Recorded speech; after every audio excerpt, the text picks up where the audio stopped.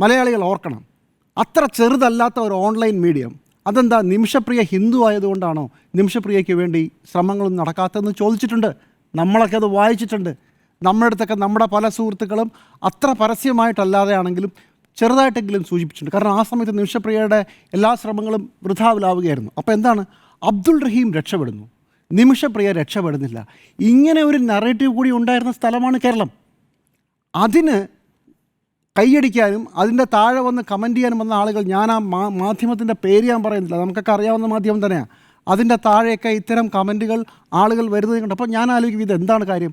Yemen വേറെയാണ്, Saudi Arabia വേറെയാണ്, യമനിലെ സാഹചര്യങ്ങൾ വേറെയാണെന്ന് മനസ്സിലാകാത്തവരായിരിക്കുമോ? അത്ര നിഷ്കളങ്കരായിട്ടുള്ളവരായിരിക്കുമോ ഇങ്ങനെയൊക്കെ കമൻറ്റ് ചെയ്യുന്ന ആലോചിച്ചിട്ടുണ്ട്? അങ്ങനെ ഇരിക്കുകയാണ് പെട്ടെന്ന് നിമിഷപ്രിയയ്ക്ക് ഒരു സാധ്യത മുന്നിൽ വരുന്നു. നമ്മുടെ ഭാഗ്യത്തിന് അത് കാന്തപുരം എ പി അബൂബക്കർ മുസലിയാർ ആകുന്നു. അതോടുകൂടി നമ്മളെല്ലാവരും കൈയടിക്കുന്നു. ഭാഗ്യം കാന്തപുരമായത്. ഒരുപക്ഷെ കാന്തപുരത്തിന് ഇടപെടാൻ പറ്റാതെ വേറൊരു ഹിന്ദു ആയിരുന്നു ഇടപെട്ടിരുന്നെങ്കിലോ കേരള സ്റ്റോറി ഇല്ലേ? അതും കേരള സ്റ്റോറിയാണ്. കേരളത്തിൻ്റെ ചരിത്രം അതാണ്. ഒരു മുസ്ലിം ഒരു ഹിന്ദുവിനെ രക്ഷിക്കുമ്പോഴോ ഒരു ഹിന്ദു ഒരു മുസ്ലിമിനെ രക്ഷിക്കുമ്പോഴോ അല്ല കേരള സ്റ്റോറി.